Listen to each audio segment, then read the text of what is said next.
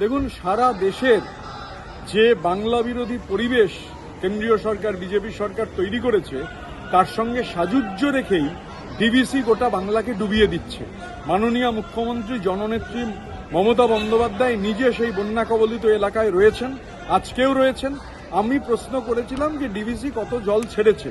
ডিভিসির জল ছাড়ার পরিমাণে উত্তরে ওরা জানিয়েছে যে 18ই জুন থেকে 15ই জুলাই, মানে এক মাসও নয়, তার মধ্যে ওরা জল ছেড়েছে 27,987 লক্ষ কিউবিক মিটার।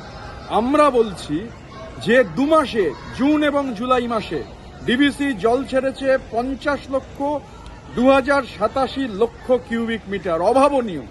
এবং এটা মনে রাখতে হবে 2023-এর থেকে এই পরিমাণ হচ্ছে 30 গুণ, 2024-এর থেকে 11 গুণ।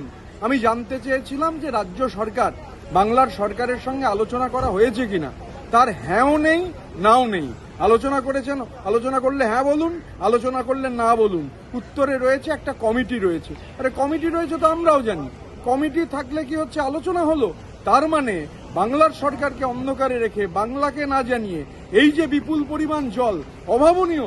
2 মাসে 50,287, যদিও জবাবে কায়দা করে মাত্র 28 দিনের হিসেব দিয়ে বলছেন 27,987, ছাড়া হয়েছে 50,287 লক্ষ কিউবিক মিটার জল।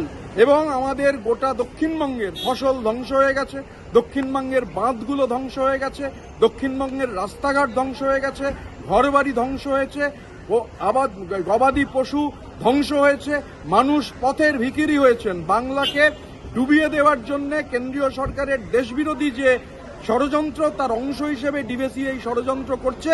ওরা ভুলে যাচ্ছে যে ওরা জল ছেড়ে বাংলার মানুষকে ডুবিয়ে দিতে পারে, ডুবিয়ে দেওয়ার চেষ্টা করতে পারে।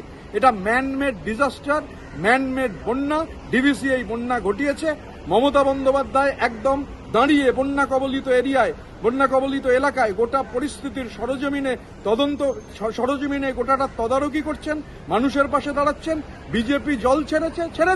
বিজেপি জল যখন ছেড়েছে ডিভিসিকে দিয়ে, 26-এ বিধানসভার নির্বাচন, বাংলার মানুষের জলের তোরে রাজনৈতিকভাবে বিজেপির সলিল সমাধি অনিবার্য।